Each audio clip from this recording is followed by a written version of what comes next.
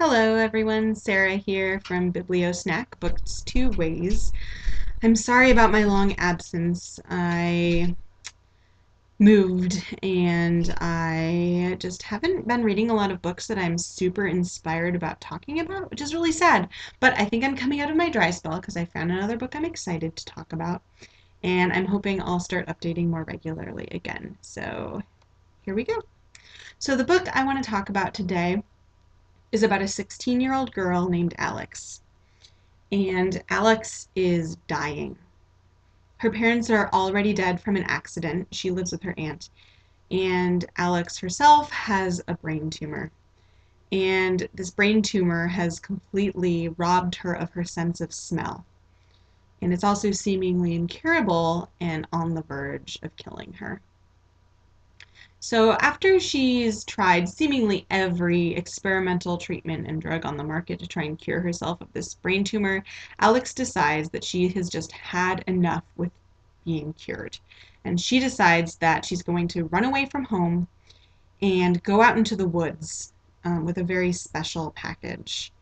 And one of her biggest reasons for wanting to go out into the woods is so that she can be alone, which is why she is completely annoyed when she runs into a really annoying, obnoxious 8-year-old girl named Ellie and Ellie's grandfather.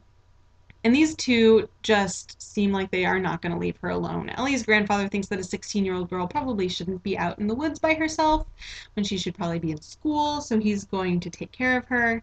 And Alex is not okay with this.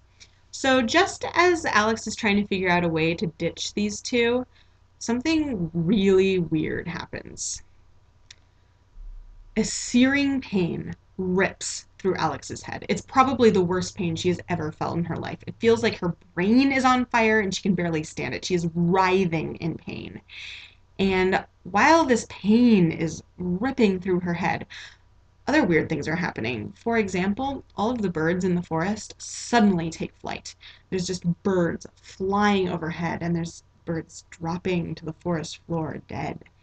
And there are deer running through the woods as if they're being chased by something. There's nothing chasing them.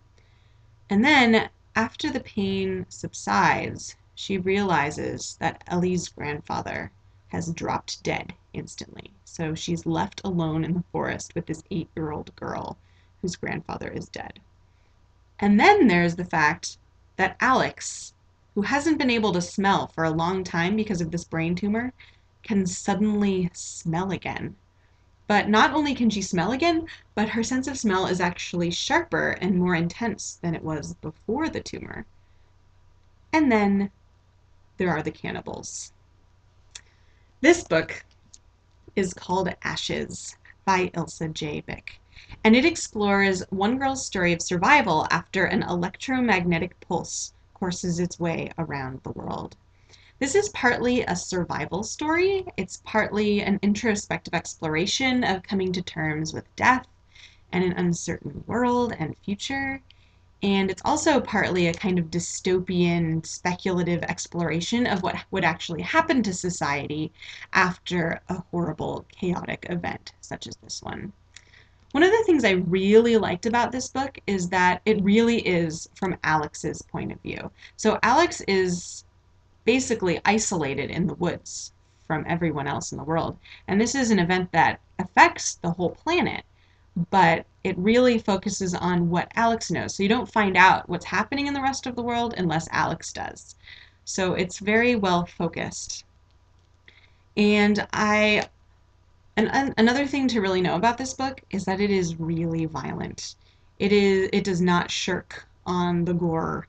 If you're squeamish at all or don't like vivid descriptions of blood and guts, I would highly recommend staying away from this one because it definitely goes all out in that regard. Um, there is a lot of disgustingness. It's a young adult book, but I would probably recommend it for high schoolers and up, just because of all the violence. But if you like The Hunger Games, for example, you would probably like this book. If you liked The Knife of Never Letting Go by Patrick Ness, you'd probably like this book. And even if you liked Hatchet or other survival stories, you'd probably like it because there's a lot of really cool survival in the wilderness kind of aspects too. So it has a lot of really cool disparate themes that come together. So I think that this is a really good one to read. One thing to know is that it is the first in a series, I think probably a trilogy, so don't expect a tidy wrapped up ending. I was, and I was very upset about it.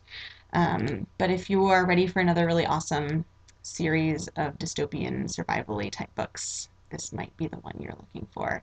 Ashes by Ilsa J. Bick.